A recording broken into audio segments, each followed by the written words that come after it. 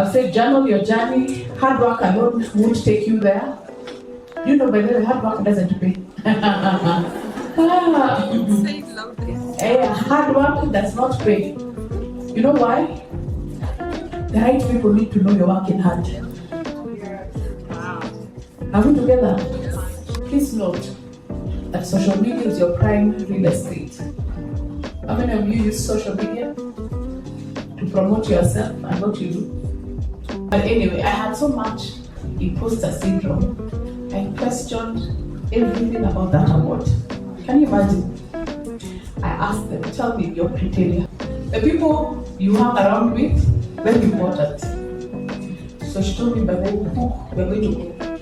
And let me tell you, after this award, this was a game changer. This was a game changer.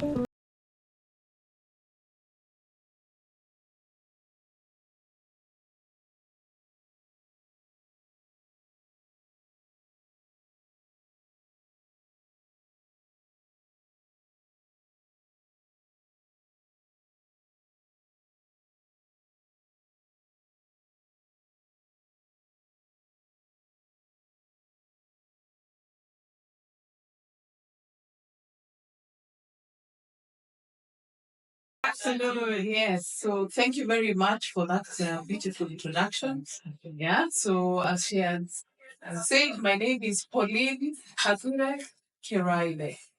Yes, and I'm very happy to be here with you. And I'm very happy to come and share the story of my life and my story about my career. Also to talk about my career, my life, and my leadership journey. Yeah. And then she asked me, so will you need something? I told her, for me, I'm a true believer in teaching or talking about things that are visual. Yeah. Maybe I like to talk about stories, but I'd like to give people visuals. So I'm going to use some slides, if you don't mind, so that you actually see how an idea can turn into reality. So whatever dream that you have can actually come alive. You understand? So I'll just share with you the journey. And this is, I think, the second time I'm sharing my life journey. Yeah, and it's actually finally we have gotten the title for the second book. So this is the second book that we started writing. Okay. Yeah. I'll be sharing some nuggets. So I recently turned 50. Wow. In January, yeah. Just turned 50. Actually, 50 is a very reflective moment in your life. How many of you are 50 here? So actually, you're few, like 2 or 3 years. So it's actually a 3 milestone in your journey. Yeah. Mom, there, you refuse to say you're more than that. You are about 50 qualified. Yeah?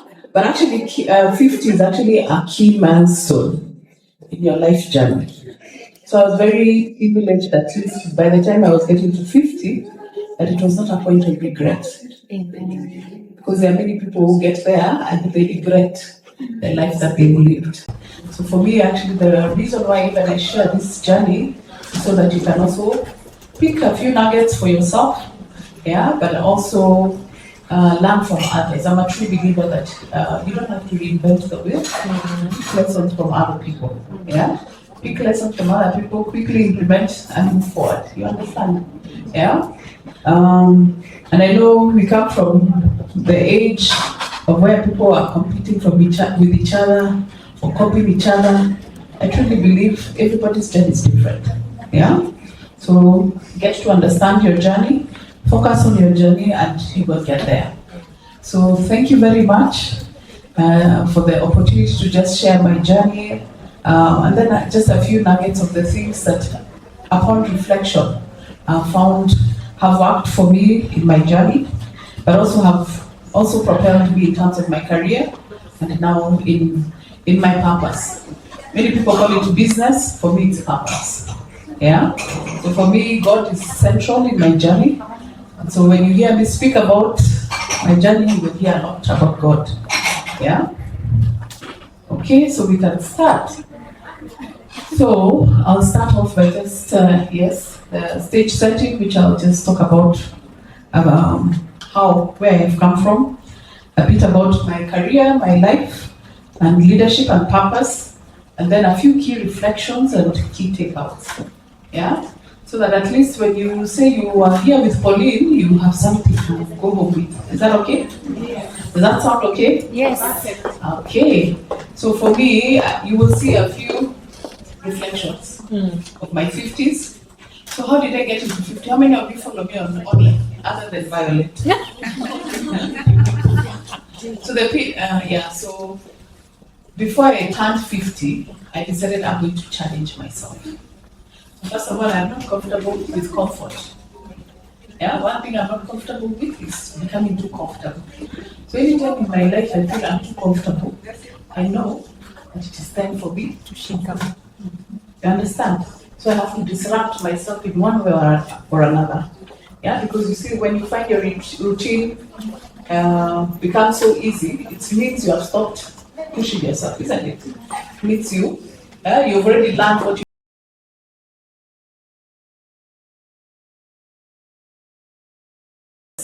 So actually, I was meant to ask how many of you here are in careers? Show of hands. Okay. And how many are in business? Yes. So it applies. So anytime when you find you're just living this life, you do it with your eyes closed and it's routine, it means you've already learned what you needed to learn. So it is time for disruption. Are we together? Mm-hmm. So I decided I'm getting to 50. I'm not just going to walk into 50 like that. Then I wake up one day and I'm 50. So that's so boring. So guess what?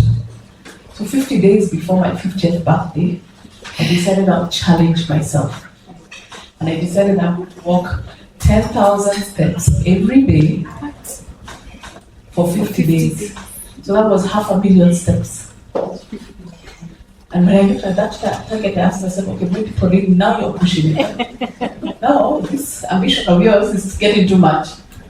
And it was, I started at October 28th, and it ended on 17th January. Guess what? I actually surpassed it. I actually surpassed it. But there were lessons along the journey. Yeah, in the beginning, the 7 days, the first 7 days were the hardest. Why? My body literally actually shut down when it saw 500,000 steps. So who's going to do that? Yeah? But guess what? The thing that changed the journey is when I actually told the world my challenge. When I shared it on LinkedIn. And I said, by the way, you can come in and walk this journey with me. So people believed me, isn't it? So they came on the journey. And guess what? I had to wake up and I had to do it. Because I had many other people who are looking up to me. Yeah? And unfortunately, it was also during Christmas time. Christmas time. And New Year's. So I remember even Christmas Day, I didn't even go for Christmas lunch before those 10,000 were done. So I got to Christmas lunch almost at 4 p.m. because I had to do my 10,000 hours. Yeah? So the thing is, so when you see these nuggets, these were the nuggets I was sharing during that process. Yeah? And what I decided was, 50 years is a long time, it's actually half a decade. So what have been my learnings? What have been the things that have been picking? What has been working for me also along the journey? So that's part of the nuggets I'll be sharing in this presentation. Yeah, and so that's why I started with Seek Your Life's Purpose early. It adds greater meaning to life. You can actually believe in life. I was telling the team I'm seated with, day after day, you're just living. But once you know the meaning of the why that you're here, it makes greater meaning for you.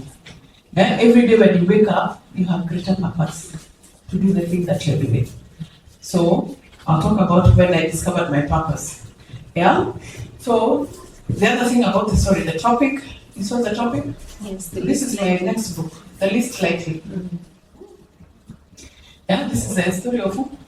The people who go to church. Goliath. Remember what David's brothers told him before he went to the battle? What are you doing here, isn't it? Yeah? He was the least likely to take down the giant. The giant. So I come from a family of 5 girls. Yeah. So when we were growing up, I was the most shy and the most, I say, socially awkward. And I could not speak in front of people.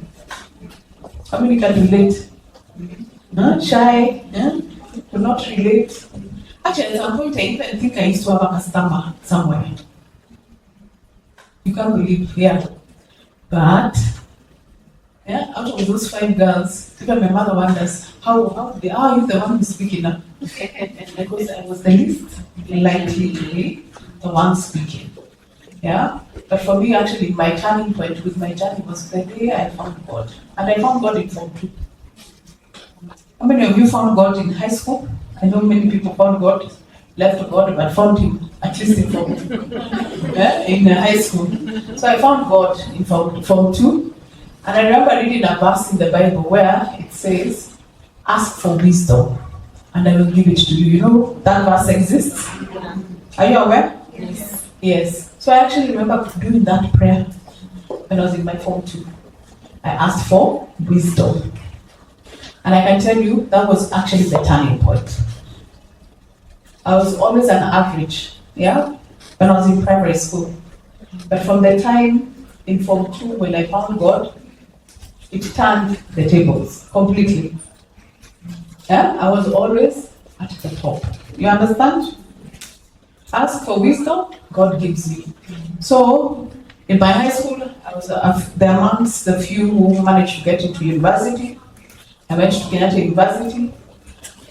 And for me, just finding God, it also gives you favor. You understand?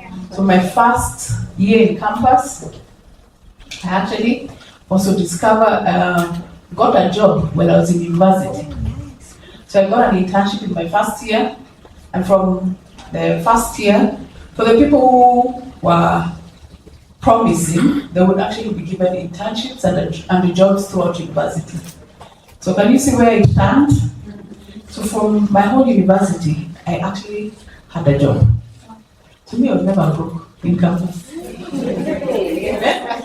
I was never broke.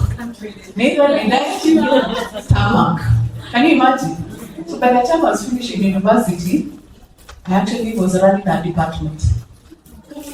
I had actually been exposed, I think in terms of travel, we had traveled out of Kenya with that NGO. And I remember the year I finished, we went to South Africa for training. Can you imagine? So that's what I say, finding God early is a life advantage. Yeah?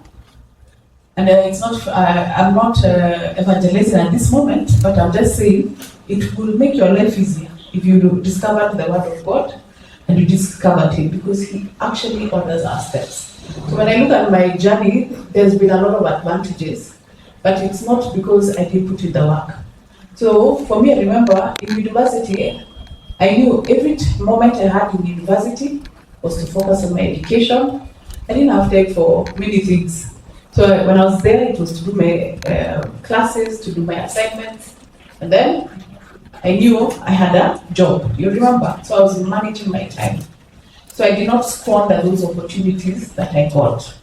So I put in my time, yeah. And for me, I think that's where my intentional journey started, yeah. About now living life more intentionally. So it was not about luck. So we started out, many of us, but just a few of us ended up being picked and getting those part-time opportunities and exposures, yeah. And then through that process, I remember I stayed in that organization for 6 years. So my whole campus life, I finished, and then stayed on for another 2 years. So that was at the NGO, and then I decided, you know what? Okay, this is nice. Yes, NGOs, you get money, you get to spend the money. Yeah, but do you know how the money is made? So can you imagine? Wisdom. Can you see? So I asked myself, how is money made? Yeah, I want to go out and discover how money is made. And that is how I actually left the NGO and went to corporate. So I wanted to understand how money is really made. And so I went into the corporate world. And so you remember when mobile telephony was started in Kenya, we were the pioneers, and I joined, it's called Kensel, which is now called Airtel. but this is when the original French came here to set it up. Yeah, and so I was employee number 57. And so majority of the telco employees in this country, the original, I know them. Because that was the training ground for telco engineers in Kenya. Those days we didn't even have a degree for telecommunications because universities weren't already teaching that. Yeah, so that is where I now learned what corporate is all about, and I got to understand it is cutthroat. It's about how do you put your best foot forward. Yeah, so you see, there was a big stark difference between the NGO world and corporate. And so, what did I do at that point now, when I joined the corporate world? I saw somebody who I admired, who I wanted to be like. And that's how I got my first mentor. Somebody who I didn't know, it was a man, he was a PwC consultant. I knew eventually, in my life, I would become a consultant. Yeah? I always used to admire, how do you have all this knowledge? How are you able to fit into whichever organization and still be able to give good advice, business advice? So I asked him, could you mentor me? And it's somebody we were working with, there were external consultants supporting the setup of the organization, because at that time it was new. Remember, I was employee number 56. By the time I was leaving, we were 1,500 employees, setting it up from scratch. You understand? Yeah. So constantly we were recruiting. Yeah. We were recruiting so many employees at a time. So we had consultants even to help us, and so that's how I got my mentor.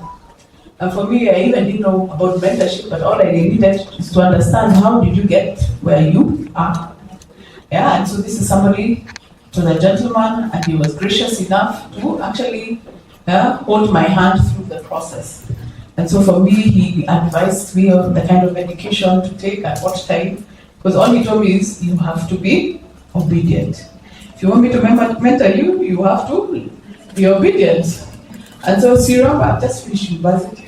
And how many of you, when you finished university, you thought you could be the CEO of the organization? Me, I thought so. How many of you didn't think? Me, I thought university is the thing, isn't it? You have all the skills to run an organization until you realize actually you're starting from the bottom of the pack. So when we start, so he mentored me. So I remember him telling me, you have to go back to school. I said, school? He says, yes, you have to go back. I said, really? So I had to go back. I did my postgraduate. At some point, I practiced again. I did a postgraduate in HR. Then at some point, he told me, you have to still go back. And I went back and did my degree, my master's also in HR and leadership. So he was helping me maneuver my career at the right time, at the right point. So I started out as a generalist. I went into specialist roles, and then eventually went into general HR again, and then eventually went into leadership into HR. So I remember at that, when I was 20s, in my mid-20s, that was my about 25, I remember dreaming and writing it down, and I said, you know what, for me, I want by 30 to have gone into management, and for me, by 40, I wanted to have gone into directorship, and for me, I wanted to start my business by the time I'm 45. Guess what happened? Because I had a mentor. By 27, I got into management. By 37, I got into directorship.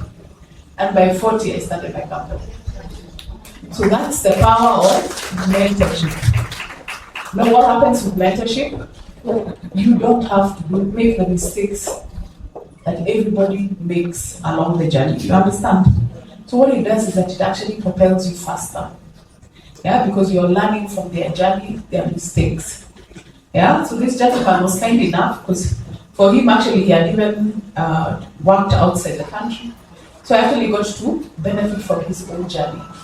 Yeah, so there's a stark difference in terms of how quickly you can propel your career if you have a help and when you don't have help. And the help is now getting mentors and to get sponsors along the way.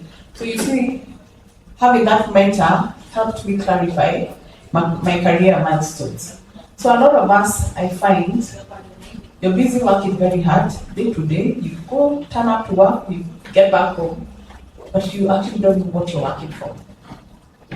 So my challenge to you is ask yourself, do I have clear milestones for my life? What am I working towards? Yeah?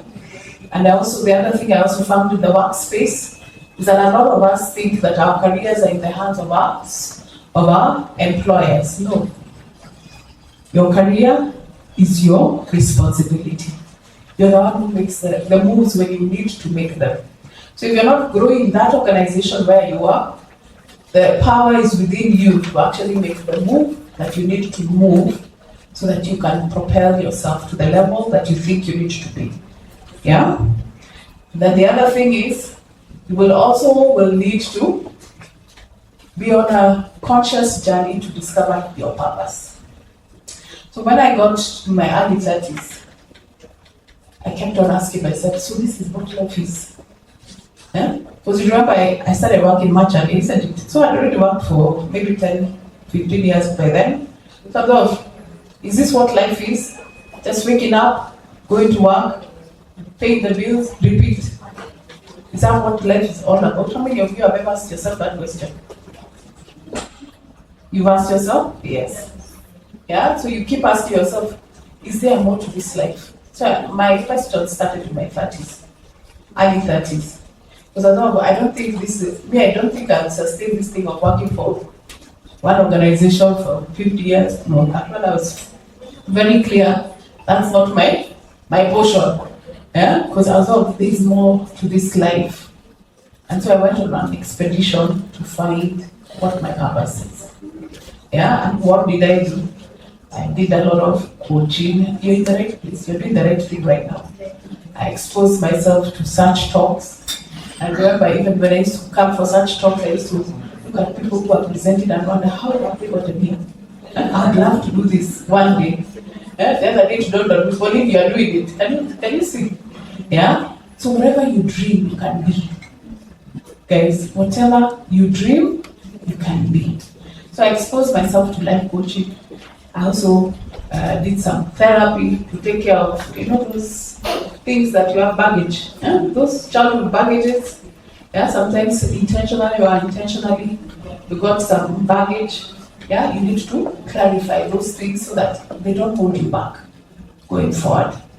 And so once I started doing that, that is when I discovered my voice. Are we together? That's when you discover your voice, the thing that you are passionate about. So during that process, I started noticing certain problems that were common, that used to really irritate me. So they say the thing that irritates you is the thing that you should be solving. Do you know the thing that aches you? You think about the thing that aches you. Let me give you a minute, write it down. The thing that you see every day, I wish somebody could solve this thing. Because guess what? That's the thing you're meant to be solving. So this thing used to irritate me. And let me tell you what they were. There were two things. Every time I would interview people, they would come for interviews and they look like they were just called in. They come unprepared. Yeah, I'm wondering, you didn't know there was an interview. Why are you coming? Disheveled, you don't even look put together. You've not done your research. What is the problem? And you want the job. So that is really used to IQ. Actually, these people are qualified. The only problem is there's nobody telling them what they need to do. Yeah? There is nobody telling them how to package themselves, isn't it? Yeah? So certain things we think are obvious in HR are not obvious to the world. So that really used to IQ. Number one.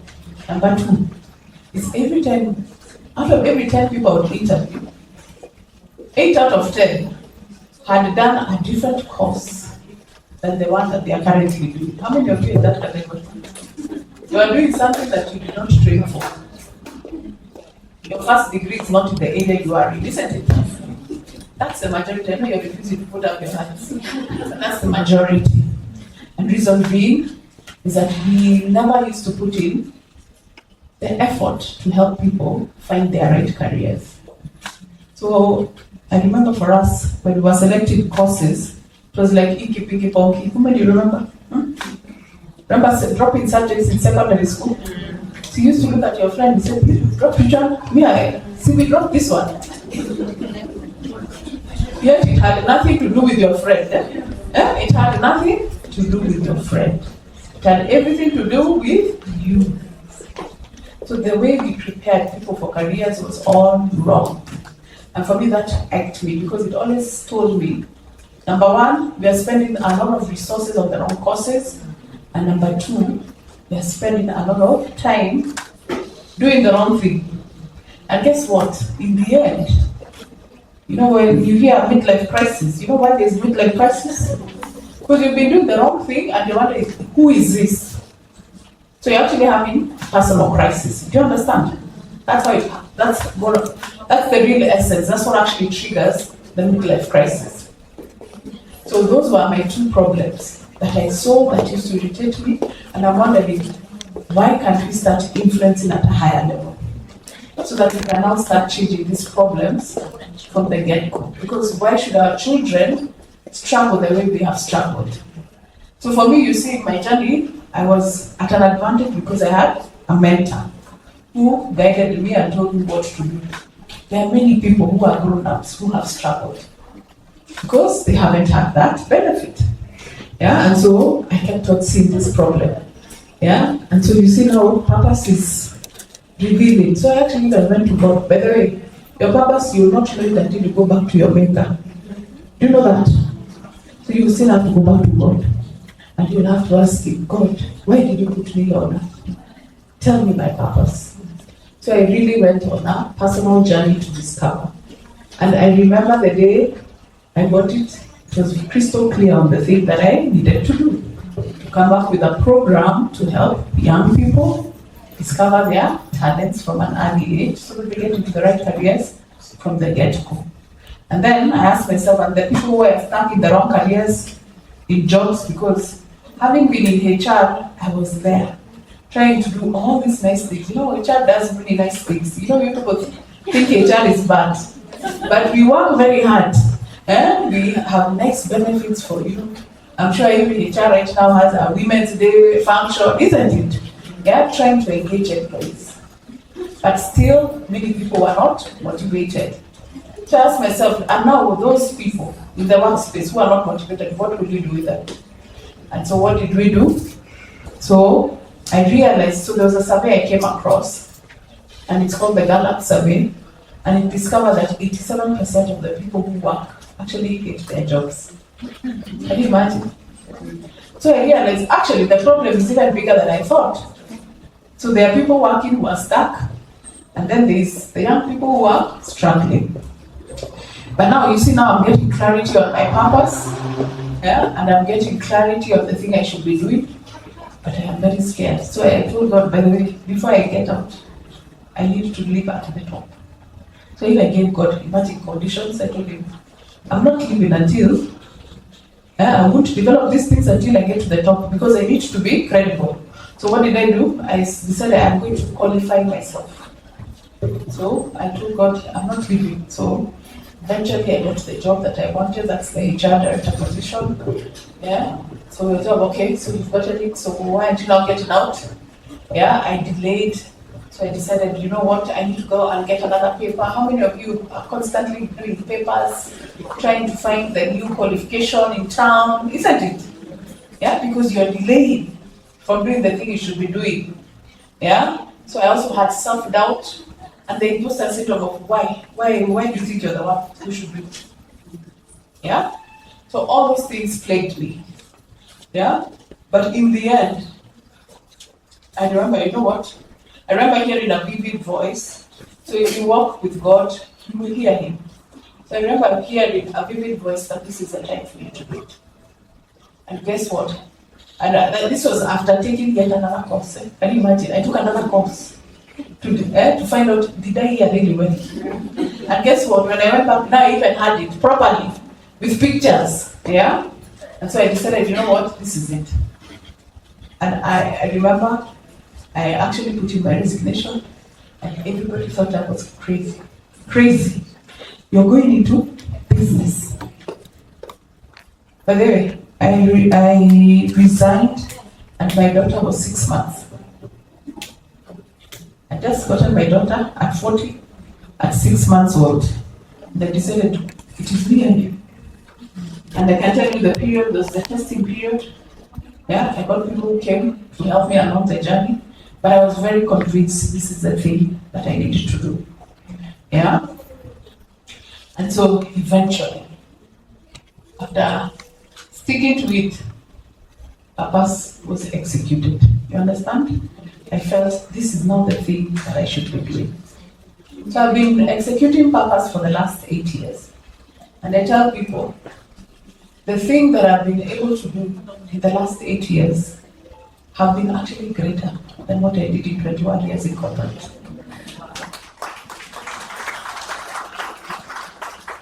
The thing that I've been able to do in 8 years is more impactful than what I was doing for 21 years.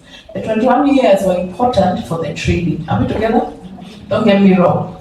It was important for the training, but I can tell you, the last 8 years I have actually walked with God, and I can tell you the impact. I also get shocked myself. Are we together?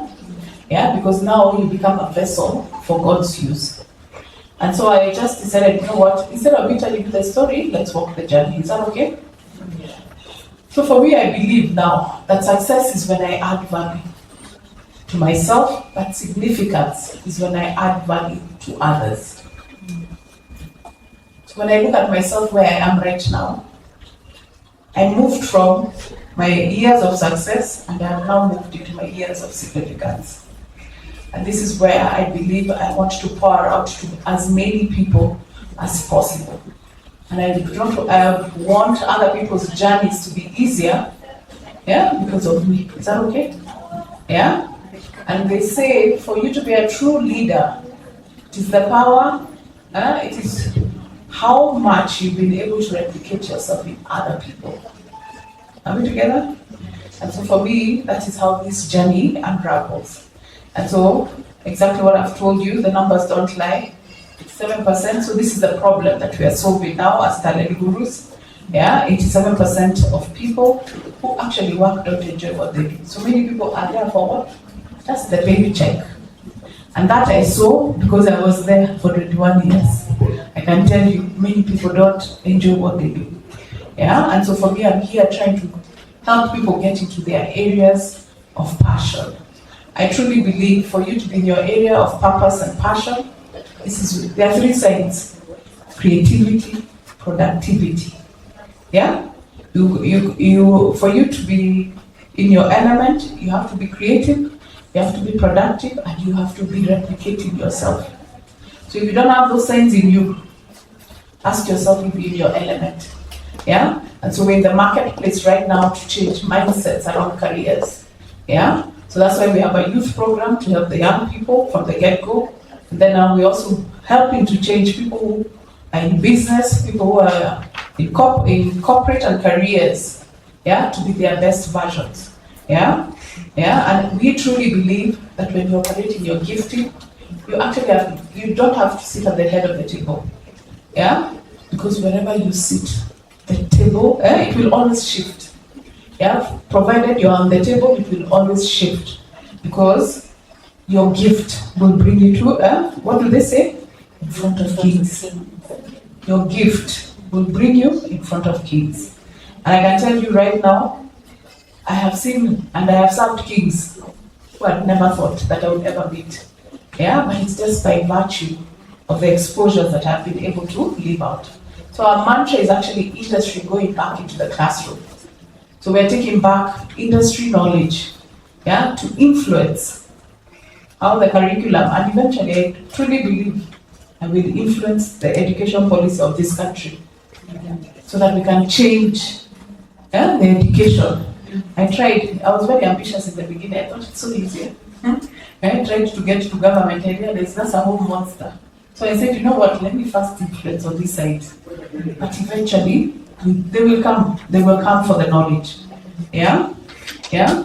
And if you want to vividly understand what we are trying to do as talent gurus, so this was our education system. Look at that picture. And as talent gurus, remember our education system, what did it judge us for? How well you would cram and replicate what you were taught, isn't it? So it's the same thing as asking these animals to climb that tree. Which animal do you think will climb there? Monkey. So obviously you know it's the monkey. And then imagine you're the elephant. You will be judged in this lifetime as being foolish because you can't climb that tree. Yet, the elephant has its strength, isn't it? Yeah? Yeah? The fish has its strength, isn't it? The elephant cannot swim, isn't it? Yeah? So we all have different giftings. We all have different strengths. We have to tap into everybody's strength. And that is where now our education system failed us. Yeah? So there are people who got poor self-esteem because they were just not good with books. And imagine that's just one element of who we are. Yeah? Just one element of who we are. Yeah? So you can imagine if we nurtured everybody in their areas, that's how greatness happens. And that was God's master plan, that we all complement each other. Yeah? And not judge everybody under one aspect of cognitive, your ability to cram things. And so for us as talent gurus, what we've developed is a leadership academy, where we are developing young people. So we have a program for young people, we have a program for corporates, professionals, and even for business people. So if you want to become the greatest in your area as a business person, you can still come for the same program. The way we have designed it is to ensure people get to their greatness. Yeah? And for me, I remember when I was starting this journey, I said, you know what? By the time I am done with this thing, I will be at the top. I cannot teach what I am not doing. Are we together? I'm a true believer in that. You cannot teach where you are not God, isn't it? Okay. So our vision is to positively influence individuals to discover and harness their hidden and real talents so that they can live purposeful and productive lives. What I told you, productivity is important. It is a sign that you're in the right place. So if you do not feel pushed every day to come up with new ideas, to create in the area that you are in, then you're in the wrong place. You better find out what you should be doing. Yeah? But that is the mode. God created us to be creators. The first verse in the Bible is that He created us to be creators like Him. So if you're not creative, if you're not productive in your area, ask yourself, am I in the right place? And so that's who we are. And so for me, I was very intentional. So even the changing of the careers, I knew eventually I was going to move into consulting. Yeah, so then NGO, I worked 6 years, moved into telco, which was 3 years, and then retail for 2 years, then did media 10 years. Yeah, and then now we consulting. This is my 9th year actually. The other thing that I have also highlighted there is also education. I'm a true believer. Whatever you're going to do, please understand why you do what you do. That's why we do education. Yeah? Yeah? I always used to tell people, when you're going for an interview, the least thing that you should ever get anyone to question is your education, because that one is easier to get, isn't it? Maybe talk about how you present yourself could be a challenge, but let them not question you because of education. Because now even education has been democratized, you can get it online, there are many free courses that you can do. The other thing that we also believe in is also to benchmark with the best in the world. Yeah, and so for me, when I look back, the experiences of what I had done in the past is what has helped me now where I am. So I've designed many other courses for industry that are currently even still being used. Like in the media industry, there are certain programs that I had designed. And so these are the same skill sets that we're currently using. So even when I was in corporate, for me, I was still a true believer. Whatever you do, always aim to be the best. So even when I was in corporate, whichever organization I worked in, I always strive for us to be the best. So we won a lot of awards when I was in corporate, but also now it has translated to also as talent gurus. So right now I think we are on our 13th. Also, my colleague is here. Say, wait, Masha, I came with one of us. Yeah. So the same thing for organization, we have been. Our work has been recognized now across the world as well as locally. So let me just tell you an interesting story. Imposter syndrome again catches up. So I remember the first time I won the global award, this one. This one was in India. I had to go to India for the award. And I remember I had serious imposter syndrome. So I told my best friend, I think this is how people harvest people's organs. You go to India, there are people who are waiting for you in the airport to harvest your organs. Who you surround yourself with is very important. My friend told me, by the way, book those tickets, we are going. They're harvesting your organs. Huh? But anyway, I had so much imposter syndrome. I questioned everything about that award. Can you imagine? I asked them, tell me your criteria. Can you imagine? I asked them, how did you find it? Can you imagine? Huh? I questioned everything. But because my friend, she is over, I know you deserve it, let's go. And when I got there, I went and discovered, there are other people like me, huh? And maybe you've even done more. Do you understand? Those are the things that hold us back as women. Self-doubt, imposter syndrome. Let me tell you, I was actually not going to go for this. What? Yes. I was actually not going to go for it. But thank God, my friend, the people you hang around with, very important. So she told me, by the book, we're going to go. And let me tell you, after this award, this was a game changer. This was a game changer. You know why? I asked myself, now you're global. At the global what? Training and Development Leader Award. So are you going to start operating like a logo? Are you ever going to operate now logo? So you have to operate at that level, isn't it? Guess what?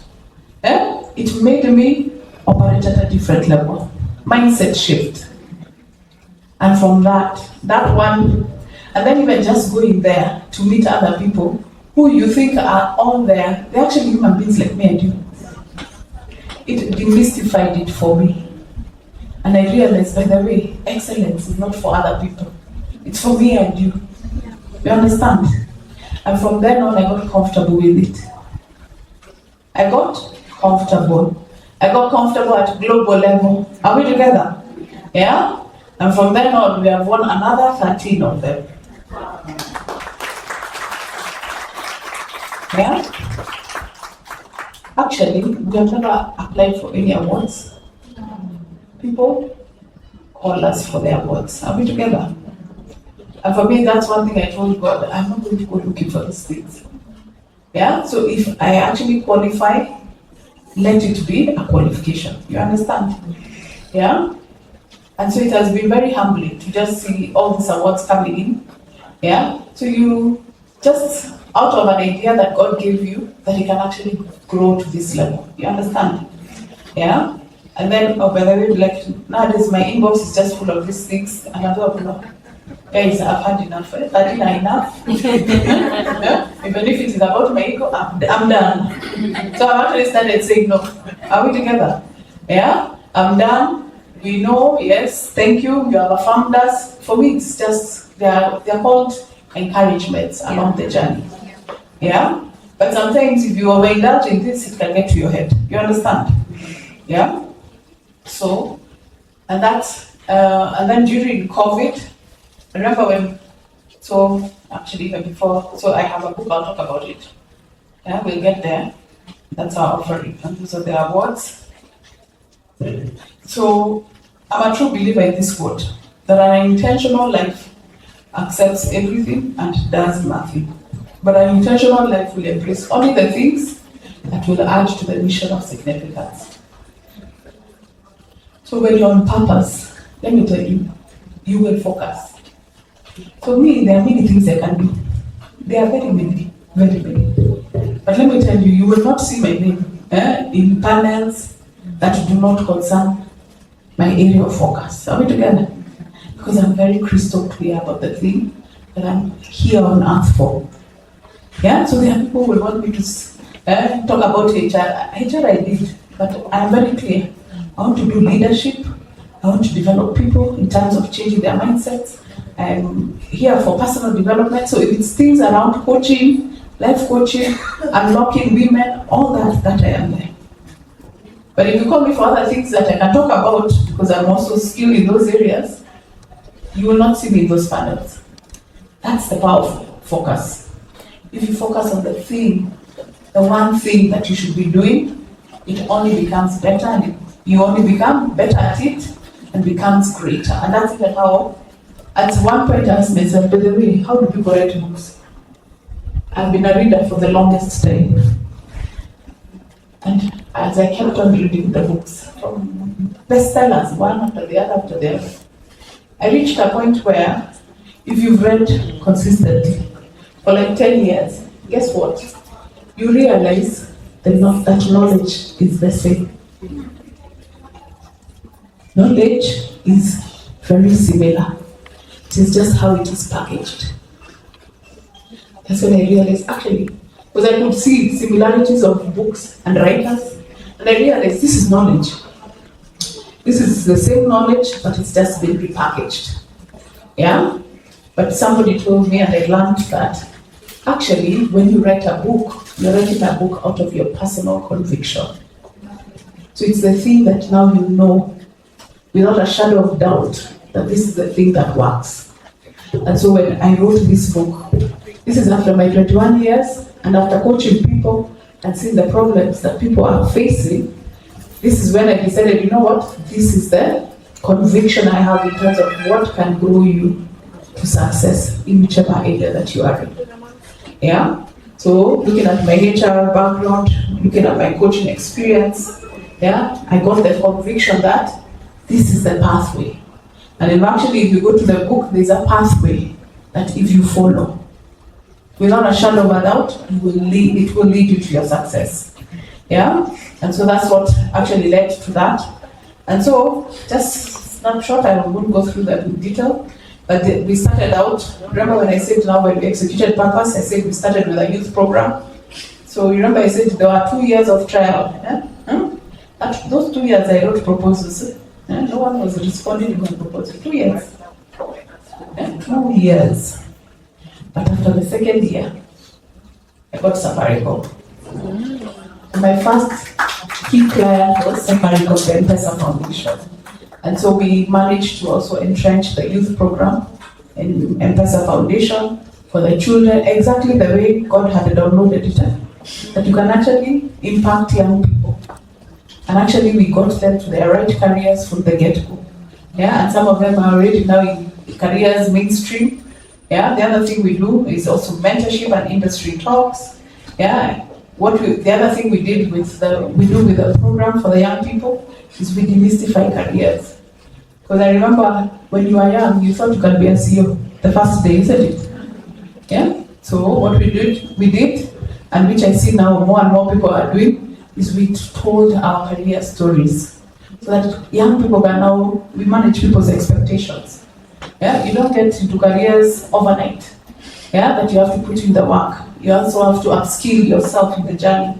So we started doing that. We started the cohorts. That was in 2019.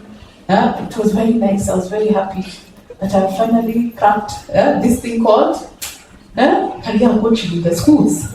Until, guess what? What happened? 2020. COVID struck. And guess what? The schools were closed. Whoever thought schools can close? So that was the first time ever in our lives that schools can be closed, isn't it? So my customers have gone, all of them. So the students have gone. So we have more access to the students. And so remember when I got out, I had created a program for young people and for the professionals. Yeah, and the professionals, 87% were stuck in the workspace, And so that was the time for me to now actually launch a program for professionals. Yeah, because all the professionals were home and they were listening. They were wondering about their careers. Some of them unfortunately had lost their jobs, isn't it? Yeah. And so that's when we actually launched the Ascend program. And so Ascend was launched during COVID. That was the right time for it. And actually it peaked off at COVID. So we've actually done 39 cohorts of the Ascend program so far. We're at actually 839, and we have had participants from about 19 countries globally. So this one is applicable to anyone who wants to live an intentional life. And if you want to discover the thing of your gifting, that's the program for you. You want to realign yourself, so that you can live that intentional life, that's the program for you. Yeah? And so we've had people from all walks of life, pilots, anchors, all professionals have come for this program and continue coming for the program. And we have seen people pivot their careers because we give you, it's all that you ask yourself, who taught you about careers? Nobody. So imagine you're meant to excel in something that you've never been taught. Yeah, so this is what this program does for you, that you're able to actually now start understanding what are the things that can actually make you succeed in your career. Because the worst thing that you can do is have the opportunities, but you're not tapping into the opportunities in the workspace. Yeah, so we've done it for individuals, we've also done it for organizations, we customize for organizations, so across. Then we also have, so that's the program, and then the book. And so how we came up with the book came up due to the first Ascend we did. So the first Ascend we did was 80 women in Ethiopia, online, for it's COVID. Yeah, and we finished the program. And when we finished the program, the women asked, so Pauline, where's your book? Can you imagine? So I asked myself, imagine Pauline, you'd have sold 80 copies. 80! That is the day I started writing the book. Yeah, because I asked myself, actually, those were 80 copies that have just gone like that. So that's actually what drove me to writing the book. Yeah, but actually the book is a career playbook because I realized also not everybody can afford to come for the program. So I asked myself, what is the thing that you can put into the world that anyone can be able to read and still get some form of education around careers. So that's actually why it's a career playbook that can help you navigate your life. And then this came, I think, 2 years later, 2023. And so it's just what are the things that you need to start thinking about to live an intentional life. I truly believe that you need to live this life so intentionally to the point where when you die, you say, I have died empty. Are we together? That you have died empty. You have done all that you needed to have done. So that's the book, that's the journal that will help you do that. And guess what? The first thing we do with the journal is you start with your ideology. We do it backwards. Start with your ideology. What is the ideology you want people to read about you? Then now work backwards. Are we together? That's how life is. You start with the goal, and then you do it the other way around. That's how. So, and then we also do one-on-one coaching for people who want a personalized journey. Yeah, and this is especially for business people who want to crystallize on their businesses, in terms of their impact. Yeah, so this one takes 6 months. So those are the various programs and interventions we have in the workspace. We do also talks, industry talks for corporates. So we also do book reading sessions. Yeah, so those are the various ways we impact around careers, around leadership, around personal development. Because we realized this is the area that we were never taught. We were taught about physics. Imagine they taught us physics, chemistry, and forgot to teach us about ourselves. Yeah? Complete mismatch, isn't it? Yet you need to start with self. So those are the things now we currently do as talent gurus, and it has helped us entrench ourselves within organizations. Yeah. So when I look at the key reflections, Now, this is my conviction in terms of the journey to mastery. So for you, if you want to get into mastery, whichever area, if it's your career, if it's in your business, number one, discover your talent. You have to work on yourself. Self-work is a must. Know the thing, that one thing that God has gifted you, find it. Work on self-discovery, then work towards mastery. Yeah, and mastery is getting the right knowledge for it, upskill yourself, get the right exposures, keep doing it, the 10,000 hours. They say 10,000 hours is equivalent to 10 years. So if you do the thing that you want to be good at for 10 years, you can gain mastery in it. Yeah, the battle is won in the mind. Take care of your mindset. Yeah, if you believe you can, you will do it. So mindset is critical. Ensure that you protect your mind. Yeah, always question how you think. Ask yourself, am I thinking positive? There are people who are always here, they always think of the problem. Never, always try and ask yourself, why do I think the way I think? Yeah, then ask yourself, how am I using my gift? Yeah, so you've discovered your gift, are you using it? Yeah, then follow your passion. Yeah, you see the way I had to get out of employment, it was comfortable. But the thing is, I had to do what I needed to do. So there has to be some sacrifice for you to get to the thing that you actually purposed to do. But I will tell you, don't do it without a plan. Yeah? Don't do it with a plan. But if you focus, profit will always follow. And if you are to grow, you always have to be intentional. So growth doesn't just happen. So to date, I can tell you, I'm still studying, even in the new areas of coaching, personal effectiveness, personal development, so that I can give my clients better offerings. Yeah, and so that's why you'll find you're constantly innovating, but you won't innovate if you're not developing yourself. Yeah, and then hindsight is 2020. Always take time to reflect. I don't know how many of you journal your journeys, but please make sure you're journaling. How many journal? Who is a journaler here? Yeah. So if you do not journal, please just start with a gratitude jar.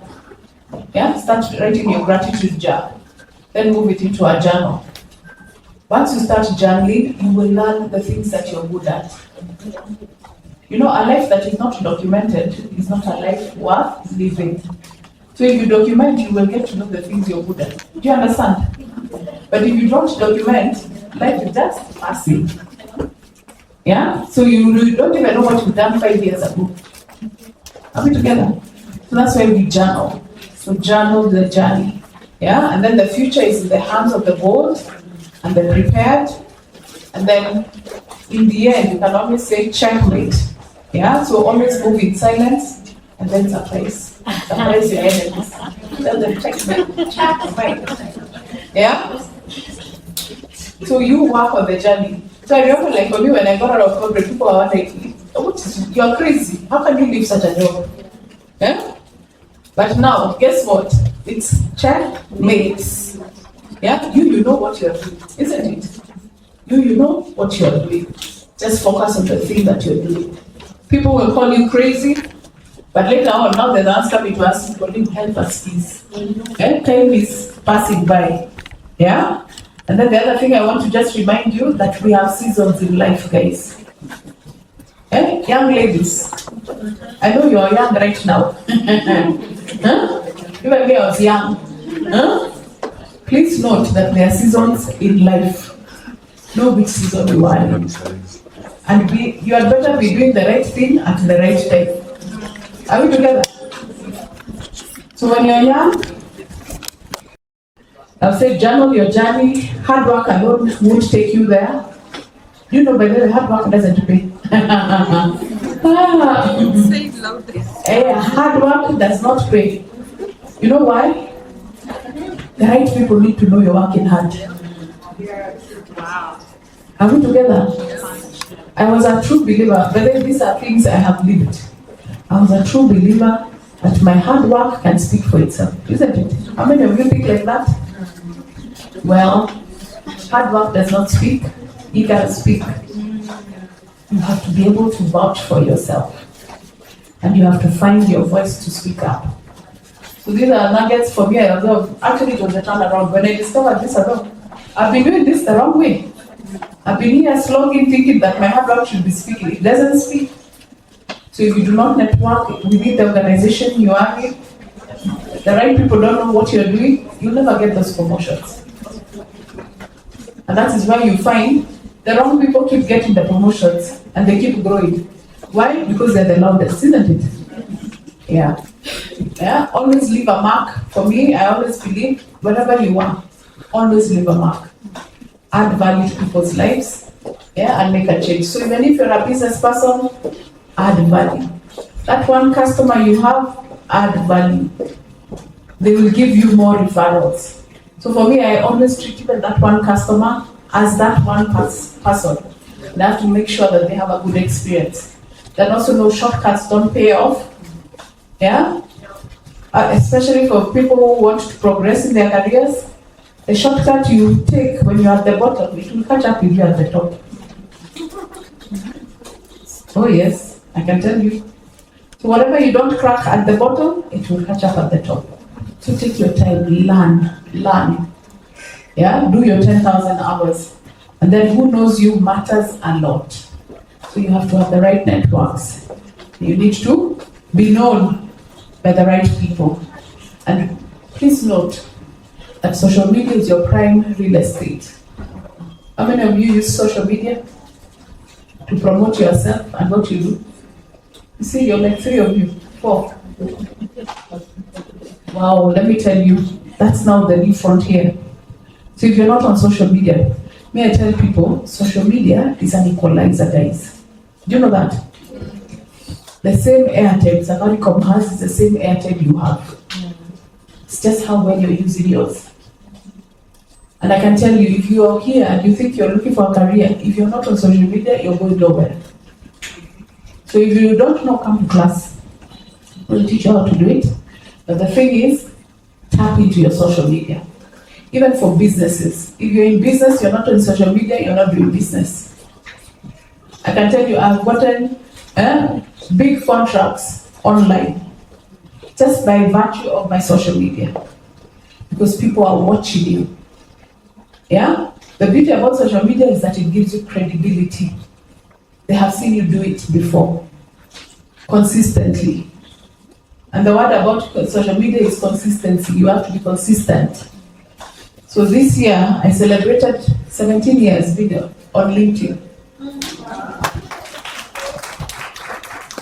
17 years. And I can tell you, not a week has passed without me posting. Not 1 week. In those 17 years. So it calls for consistency.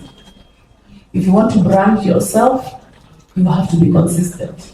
But I can tell you the power of the brand. The power of the brand is nowadays I get offers from across the world. You actually will flip it. So for you who are looking for jobs, if you want to flip it, if you want the recruiters to come to you, work on your social media. They will come to you. It's not the other way around. You won't look for them. They come for you. So just showcase what you're doing. Even for business, showcase what you're doing. And by the way, you flip it. Yeah? And let me tell you, everybody loves a good thing. Everybody loves a good thing. So if you can work on your social media, you will turn it around. And then don't shy from talking about your achievements. Because if you do not talk about them, who will? I tell people, yes, you can have nice CVs, well, written. But they're in your house, in your drawer somewhere, who knows? So you know the way you see people posting, I did this. Many people are going, look at these people now, they are bragging. They're not bragging. They are not bragging, guys. What are they doing? Building their brands. And if you're not building your brand, I can tell you, and I know, let me give you the statistics. So LinkedIn actually has 1 billion people. Imagine 1 billion people on LinkedIn alone. The reason I'm referring to LinkedIn is because that's the professional network, isn't it? So I'm assuming for the people in careers, that's where you should be. Yeah? So it has 1 billion people on LinkedIn. And out of that 1 billion people, only 3% Calculate what 3% is of 1 billion. Post once a week. Once a week. 3%.